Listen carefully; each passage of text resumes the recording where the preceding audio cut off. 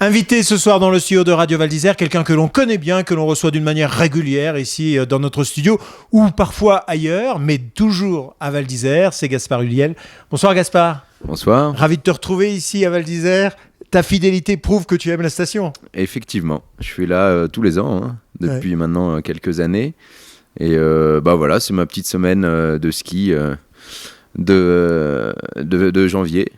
Mais je me dis que je vais peut-être venir un peu plus tard parce que là, c'est la première fois depuis quelques années où on a vraiment une semaine un peu dure au niveau du temps. On a eu qu'un seul jour de ciel bleu, c'est un peu frustrant. Pour tout le monde, ça a été un tout petit peu dur. Et puis aujourd'hui, a été encore plus dur avec le froid parce que avec le vent et le froid, on a quand même pas eu très très chaud. Ouais, et puis il est tombé un peu de neige cette nuit. Ils n'ont pas eu le temps de damer. Du coup, beaucoup de bosses là. C'était pas génial pour la dernière journée. Bon, de toute façon, le soleil est bien quelque part dans la saison, il faut se le dire.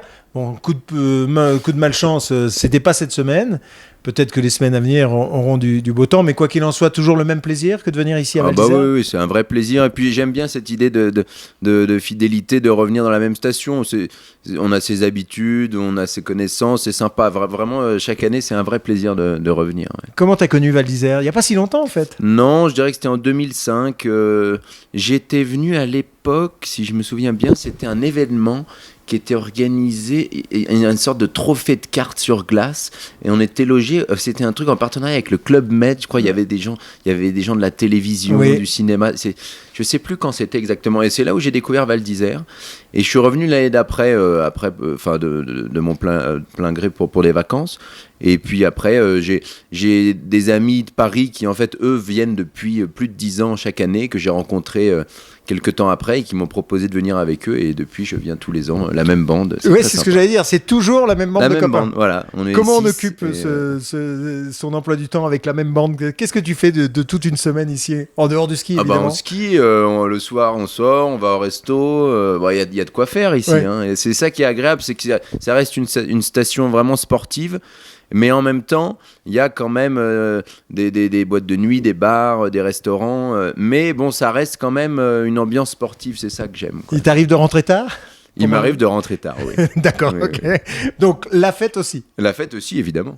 Ok, Gaspard, un bon souvenir quand même de Val d'Isère. De toute façon, tu reviendras dans notre station. Évidemment, mais je vais peut-être faire un petit ski de printemps cette année. Je sais pas encore, mais j'aimerais bien. Je suis un peu frustré, j'ai pas assez skié. Là. Ah oui, t'es un grand sportif, t'es un grand amateur de ski. Je dirais que c'est le seul sport où je peux dire que j'ai quand même un certain niveau. Moi, j'ai de la famille en Savoie et j'ai commencé le ski à 3 ans et j'y suis allé quasiment tous les ans depuis que je suis né. Donc. Et tu pratiques quoi comme genre de ski ? Plutôt du hors-piste ou alors plutôt sur piste ? Ce que je préfère, c'est freeride. Après, c'est vrai que bon, là, c'était pas forcément les conditions les meilleures pour aller hors des pistes. Donc là, on a fait pas. Bon, après, sur le ski de piste, c'est sympa aussi, sur une semaine comme ça, entre potes. Après, comme il y a des niveaux un peu différents, c'est toujours un peu compliqué de partir en hors-piste. Donc, en général, ce qu'on fait, c'est qu'on fait 1 ou 2 journées de hors-piste avec un guide. Bon, là, on l'a pas fait cette année parce que les conditions n'étaient pas là, mais voilà, c'est un peu des deux. Ouais. Ski, raclette, fête, c'est le concept de cette semaine, finalement. Voilà, raclette, pas trop. Moi, c'est bizarre pour un demi-savoyard. Je n'aime pas le fromage. Mais... Ah, zut. Ouais. Bon, écoute, en tous les cas, c'était très agréable. Tu parlais du circuit de glace tout à l'heure. Là, juste après cet enregistrement, tu vas aller faire un peu de karting sur glace. T'aimes bien aussi ces sensations de glisse ? J'aime beaucoup la conduite. J'aime beaucoup la conduite, la moto. J'aime beaucoup. Et sur glace, c'est vrai que c'est assez rigolo. C'est une autre façon de piloter. Ouais. Et alors, ton actualité, c'est quoi ? Parce qu'après Val d'Isère, que va-t-il se passer ?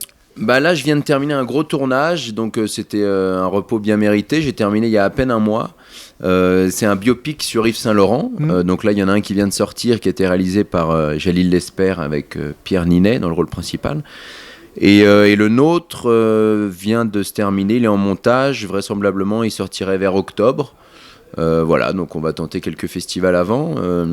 Et je suis assez confiant, honnêtement. Ça fait longtemps que j'ai pas été sur un projet où je suis aussi confiant. Après, c'est assez particulier parce que c'est la première fois, étant donné la complexité et la précision de l'exercice, parce que c'était quand même un personnage assez particulier. Tu joues Yves Saint-Laurent. Voilà. Et il y avait une vraie métamorphose. Et pour la première fois, j'ai demandé au metteur en scène de rien me montrer. Donc j'ai vraiment travaillé à l'aveugle. Il y a des acteurs qui détestent se voir. Moi, sur les films, souvent, j'aime bien parfois regarder la prise qu'on vient de faire pour ajuster certaines choses. Et là, en l'occurrence, j'ai vraiment décidé de rien voir. Donc j'ai une idée assez abstraite du film. Mais tu connaissais le personnage script quand même un peu ? était vraiment sublime. Et puis c'est un grand cinéaste, Bertrand Bonello. Donc je suis très confiant. Mais le personnage, tu le connaissais, Yves Saint-Laurent ? Non, j'avais une connaissance assez basique, mais évidemment, il y a eu un gros travail de documentation. Et oui, aujourd'hui, je le connais assez bien. Oui. Et justement, toi, avec ta sensibilité, tu l'as appréhendé comment ? Je l'ai appréhendé, c'est un peu compliqué. T'as essayé de l'imiter ? C'était un peu la question, c'est-à-dire que je pense que l'idée, c'est de forcément répondre à certaines attentes de la part du public qui va attendre une certaine ressemblance, un certain mimétisme, mais je pense que là-dedans, là où ça devient intéressant, c'est quand même de donner une part de soi et d'inventer une certaine partie, enfin, je sais pas comment exprimer ça, mais voilà, il fallait que je me l'approprie d'une certaine façon et c'était pas, il faut pas qu'on voit Saint-Laurent, il faut qu'on voit Gaspard Ulliel en Saint-Laurent. Je pense que c'est ça l'intérêt. Donc effectivement, il y a un travail. C'est un rôle de composition ? Oui, bien sûr, il y a une composition, il y a un travail de mimétisme, de ressemblance, mais je pense qu'il y a surtout un gros travail d'appropriation et après voilà d'inventer quelque chose qui puisse fonctionner tout au long du film. Parce que malgré tout, il n'y a pas énormément de références visuelles en ce qui concerne Saint-Laurent, comme c'était quelqu'un d'assez timide, effacé, et très protégé par Pierre Berger. Moi, j'ai trouvé peu d'interviews, en tout cas filmées. Il y a pas mal d'images, des photos, tout ça, mais le voir comme ça en mouvement, en train de s'exprimer, il n'y a pas énormément de documents, donc il y avait une grande partie où j'ai dû imaginer et inventer. Le fait qu'il y ait 2 films sur le même personnage, c'est un risque ? Ça se vit comment ?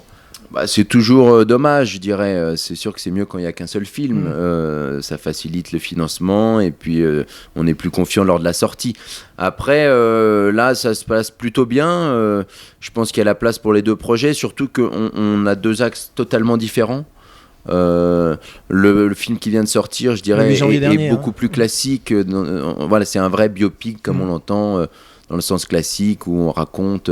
Et puis eux, ils se concentrent beaucoup plus sur l'histoire du couple Berger-Saint-Laurent. C'est presque une histoire d'amour. Nous, c'est vraiment une introspection sur le créateur et sur le processus créatif et sur ses tourments, son côté dépressif. Voilà, c'est vraiment le personnage central, Saint-Laurent, et Berger est un rôle plus secondaire. Donc voilà, je dirais que l'autre est plus sur le couple. Nous, on est vraiment sur le personnage de Saint-Laurent et son processus créatif. À t'entendre parler, j'ai l'impression que tu y crois beaucoup et que tu investis beaucoup en tout cas, toi-même. Ça faisait longtemps que j'avais pas été aussi heureux sur un projet. T'as d'autres projets après ? J'ai d'autres projets, mais rien de très sûr. C'est-à-dire qu'en plus, après une expérience comme celle-ci, c'est toujours un peu compliqué de s'imaginer dans un autre rôle. Quand on vient de passer... parce qu'il y a le travail de préparation en amont, puis le tournage, donc ça fait quand même plus d'1 an que je suis là-dedans. Et c'est vrai qu'aujourd'hui, quand je lis des nouveaux projets, j'ai vachement de mal à m'imaginer dans un autre personnage. C'est-à-dire que c'est tellement fort ce qui m'a été proposé là que j'ai du mal à retrouver des choses aussi fortes. Mais j'ai deux, trois projets là en lecture. J'ai fait quelques rencontres avec des metteurs en scène, mais j'ai pas encore vraiment décidé. Est-ce que tu te définis comme quelqu'un de très très éclectique en termes de jeu d'acteur ? T'as tourné avec Mocky, par exemple. C'est pas forcément à moi de le dire, mais oui, enfin, en tout cas, je pense que jusqu'à présent, j'ai essayé de diversifier un maximum et d'essayer divers genres de cinéma qui s'adressent à différents publics. Mais bon, après, voilà, j'ai quand même mes goûts. Je pense qu'il y a... la comédie, c'est une des choses qui me... En même temps, j'en ai fait, mais c'est toujours des comédies sur un ton un peu plus... subtil, une vraie grosse comédie, enfin, c'est-à-dire avec un rire immédiat. Je sais pas, je pense que c'est une des choses les plus compliquées, enfin compliquées je sais pas, mais je pense que c'est quelque chose qu'on a ou qu'on n'a pas. Faire rire comme ça, un rire immédiat, c'est un autre travail, et ça je pense que c'est d'autres réflexes, je sais pas si je les aurais. Le cinéma, la publicité, puisque tu es le représentant Chanel pour le parfum. Toujours. Bleu, toujours, on te voit souvent en ce moment d'ailleurs, il y a une grosse campagne. Val d'Isère, tout ça, t'as pas 30 ans, la vie te comble quand même, non ? Oui, pour l'instant je n'ai pas à me plaindre. Ouais, faut que ça continue. Ah bah oui, j'espère. Est-ce que justement, quand on est dans ta situation, on fait tout pour que ça continue ou on se laisse bercer par ce mouvement ? Bah, je pense que l'erreur, c'est de se laisser bercer. Après, moi, comme j'ai commencé assez jeune, Oui, c'est vrai que j'ai eu beaucoup de chance très vite. Et j'ai, je pense, eu tendance souvent à me laisser un peu bercer, comme vous dites. Et je pense que c'est un peu dans ma nature. J'ai un côté un peu... Ah oui. Mais non, mais je peux être assez fainéant. Ouais. Et depuis quelques années, je me rends compte qu'au contraire, je pense que quand on a une chance comme ça, il faut essayer de l'entretenir et de la maintenir. Et je pense qu'il ne faut pas justement se laisser bercer. Je pense qu'il faut prendre les choses en main et en profiter pour tracer sa route. Très bien. Je vais te laisser aller faire ces tours de karting au circuit de glace de Val d'Isère. Avec plaisir, Tu reviens pour le ski de printemps. j'espère. Hein, il y a plein de choses d'animation au ski de printemps ici à Val d'Isère. J'ai jamais fait. Ça s'appelle le Hot Ice et ça dure 4 semaines. T'as vu les voilà, 3 à 4 semaines, il y a des concerts, enfin c'est la fête parce qu'on associe justement le ski de printemps, ça skie le matin et la fête l'après-midi. Je te remercie Gaspard. On se voit au printemps. Allez, merci. Salut.